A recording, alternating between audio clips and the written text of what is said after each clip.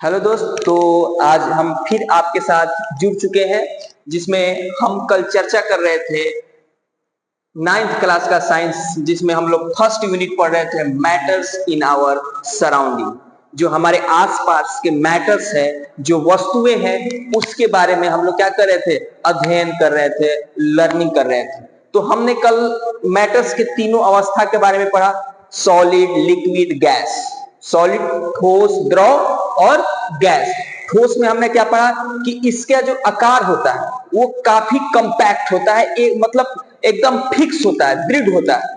ठीक है, ऐसा नहीं कि ठोस है, इसको कहीं पर फेंक दो तो वो फैल जाएगा, आकार चेंज कर जाएगा, ऐसा नहीं होता है। ठीक है, जैसे पत्थर मान लो, ठीक है, अपने आसपास में कोई बेंच, क्लास में पढ़ते हो बेंच मान लो, उसका आकार चेंज नहीं होता है। ठीक है, क्योंकि उसमें जो अट्रैक्शन बल है, उसके जो पार्टिकल्स हैं, उसके बीच जो अट्रैक्शन बल है वो काफी मजबूत होता है, काफी हार्ड होता है, मतलब वो एक दूसरे के साथ काफी जोर से पकड़ के रखते हैं।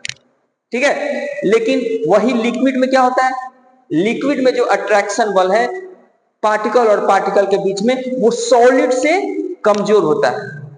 लिक्विड में पार्टिकल और पार्टिकल के बीच में जो अट्रैक्शन बल होता है वो काफी मजबूत नहीं होता है, जिसके कारण क्या होता है, आप जिस बर्तन में रखोगे वो उसी का आकार ले लेता है। आप उस पानी को थाली में रखो, थाली का आकार ले लेगा, ग्लास में रखो, ग्लास का आकार ले लेगा। और गैस, गैस के बारे में तो आपको पता ही है कि एक रूम में अगरबत्ती किसी कोना में जलाए, दूसरे छोर तक उसका पहुंच जाता है। ऐसा क्यों होता है?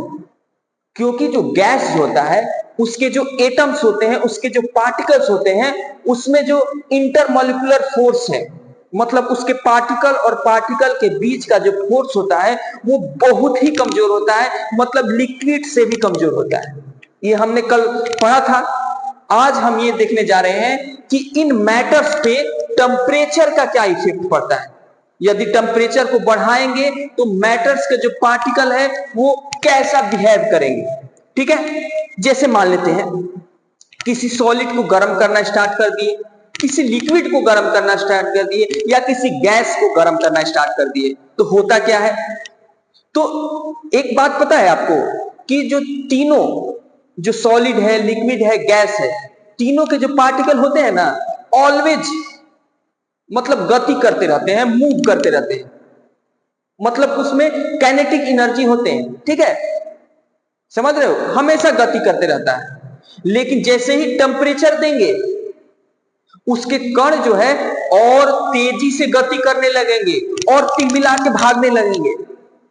जैसे आपको एक गर्म तवा पे बैठा दिया जाए तो क्या होगा, आप कूदने फाड़ने लगेंगे, होगा कि नहीं। तो वैसे ही जब किसी भी सॉलिड हो या लिक्विड हो या गैस हो, यदि उसके टेम्परेचर को बढ़ाते हैं तो उसका जो पार्टिकल है वो बहुत तेजी से मूव करने लगता है, उसके पार्टिकल जो है बहुत तेजी से गति करने लगते हैं। ठीक है, और उस गति के कारण क्या होता है, उनके कण जो होता है एकदम कंपन करने लगते हैं। ठीक है, वाइब्रेट करने लगते हैं। देखिए यही लिखे हुए हैं, on increasing the temperature of solids the kinetic energy of the particles change. क्या होगा, जैसे ही आप टेम्परेचर दोगे, जो पार्टिकल का काइनेटिक एनर्जी है पहले जितना था उससे ज्यादा हो जाएगा, वो चेंज कर जाएगा, पार्टिकल और तेजी से मूव करने लगेगा। ठीक है, और क्या होने लगेगा, particle start vibrating with great speed. Particle क्या करने लगेंगे, वाइब्रेट करने लगेंगे, और ज्यादा स्पीड से वाइब्रेट करने लगेंगे, और ज्यादा वाइब्रेट करने लगेंगे तो क्या होगा, वाइब्रेट करने लगे तो क्या होगा, वो दूर भागना चाहेंगे। हीट मिलेगा तो वो क्या होगा, दूर भागना चाहेंगे। और उस हीट के कारण क्या होता है, जो पार्टिकल के बीच का जो अट्रैक्शन बल है वो ओवर कम हो जाता है, मतलब कम हो जाता है। ठीक है, जो मान लो कि दो पार्टिकल है, उसके बीच में जो अट्रैक्शन बल है, एक दूसरे को पकड़े हुए हैं, लेकिन हीट मान, जो हीट उसको मिल रहा है, जैसे ये पकड़ा हुआ है, इसको गर्म करना स्टार्ट कर दिए तो ये क्या होने लगेगा, ये छूटने लगेगा, अलग होने लगेगा। ठीक है, टेम्परेचर बढ़ाने से ये क्या होने लगेगा, अलग होने लगेगा, मतलब पार्टिकल और पार्टिकल के बीच का जो अट्रैक्शन बल है वो कमजोर होने लगेगा। जैसे ही कमजोर होने लगेगा तो पार्टिकल जो है वो फ्री होने लगेंगे, अलग अलग होने लगेंगे। फ्री मतलब जितना बाउंडेशन पहले था वो कमजोर हो जाएगा, और जो सॉलिड है वो लिक्विड में चेंज हो जाता है। सॉलिड जो है वो मेल्ट होने लगता है, लिक्विड जो है वो गैस में चेंज होने लगेगा। कब? जब आप टेम्परेचर को चेंज करोगे। टेम्परेचर को आप जब बढ़ाओगे तो क्या होने लगेगा? सॉलिड लिक्विड में और लिक्विड गैस में। ऐसा क्यों? क्योंकि उसका जो कैनेटिक एनर्जी, किसका कैनेटिक एनर्जी? तो पार्टिकल का कैनेटिक एनर्जी बढ़ जाता है। पार्टिकल क्या होते हैं? वाइब्रेट करने लगते हैं। पार्टिकल का बीच का जो अट्रैक्शन बल है वो कमजोर हो जाता है और वो दूर दूर भागने लगते हैं। और दूर दूर भागने लगेंगे तो क्या होगा? जैसे सॉलिड है वो लिक्विड में चेंज हो जाएगा, मेल्ट होके, है कि नहीं? तो उसी पे एक डिफिनीशन आता है मेल्टिंग पॉइंट का। क्या आता है? यदि आप ये नोट कर चुके हैं तो हम इसको मिटाना चाहेंगे।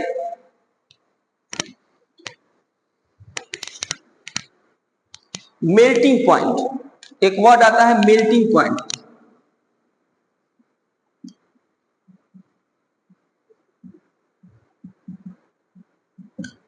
मेल्टिंग पॉइंट क्या कहता है? At minimum temperature. कौन सा temperature? Minimum temperature. At minimum temperature, at minimum temperature, जिस पर क्या हो जाए? सॉलिड मेल्ट हो जाए और क्या बन जाए? Melt, become liquid. At atmospheric pressure, at atmospheric pressure,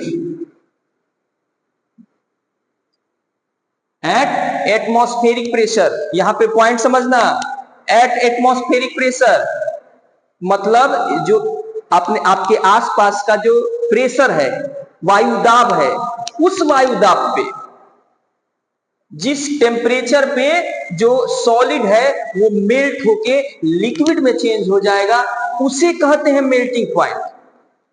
यहां पे ध्यान देना पॉइंट, एट एटमॉस्फेरिक प्रेशर। यदि प्रेशर चेंज करोगे तो मेल्टिंग पॉइंट भी चेंज हो जाएगा। जैसे मान लो कि वाटर है, ठीक है, वाटर है, उसका मेल्टिंग पॉइंट क्या होता है? 0 डिग्री सेल्सियस। किस पे? एटमॉस्फेरिक प्रेशर पे। यदि एटमॉस्फेरिक प्रेशर चेंज होगा तो क्या हो जाएगा? जो वाटर का मेल्टिंग पॉइंट चेंज हो जाएगा। ये बात ध्यान देना, ये पॉइंट समझने वाला है। मेल्टिंग पॉइंट किस पे डिफाइन है? मेल्टिंग पॉइंट डिफाइन है एट एटमॉस्फेरिक प्रेशर पे। यदि प्रेशर चेंज करोगे, प्रेशर बढ़ाओगे, घटाओगे तो क्या हो जाएगा? मेल्टिंग पॉइंट चेंज हो जाता है। ठीक है, तो at minimum temperature solid melt become liquid. Solid melt हो जाए और क्या बन जाए? लिक्विड, उसको कहते हैं मेल्टिंग पॉइंट। दूसरा पॉइंट, और एक पॉइंट होता है, जो मेल्टिंग पॉइंट होता है ना, वो क्या दिखाता है? मेल्टिंग पॉइंट ये दिखाता है कि सॉलिड जैसे है, मान लो कि सॉलिड है, उसका पार्टिकल है और पार्टिकल के बीच में अट्रैक्शन फोर्स होता है। तो जो मेल्टिंग पॉइंट दिखाता है वो ये दिखाता है कि जो पार्टिकल का बीच का, समझना, पार्टिकल के बीच का जो अट्रैक्शन बल है उसका स्ट्रेंथ कितना है, कितना मजबूत है। जैसे समझो, ये जो मेल्टिंग पॉइंट है ये क्या दिखाता है? मेल्टिंग पॉइंट ये दिखाता है कि मान लो ये सॉलिड का पार्टिकल है,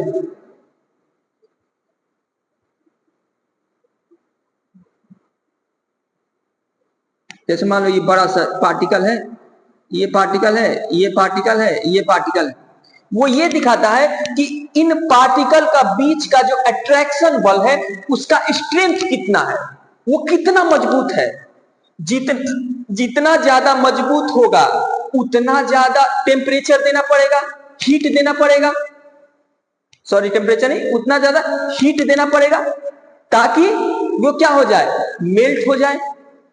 तो हम ये भी कह सकते हैं कि जो मेल्टिंग पॉइंट है वो क्या दिखाता है, मेल्टिंग पॉइंट आपके जो भी सॉलिड है उसका जो पार्टिकल है, उस पार्टिकल के बीच का जो अट्रैक्शन फोर्स है, ठीक है, फोर्स ऑफ अट्रैक्शन या इंटरमोलिकुलर फोर्स है, उसका स्ट्रेंथ कितना है, कितना मजबूत फोर्स है, ये दिखाता है मेल्टिंग पॉइंट। किसके बीच का, तो सॉलिड के पार्टिकल के बीच का क्या दिखाता है, फोर्स का स्ट्रेंथ दिखाता है मेल्टिंग पॉइंट। तो मेल्टिंग पॉइंट क्लियर हो गया होगा। यदि क्लियर हो गया होगा तो हमारे चैनल को लाइक करें, सब्सक्राइब करें। जय हिंद। आज के लिए इतना ही, नेक्स्ट क्लास में इसके आगे हम लोग देखेंगे।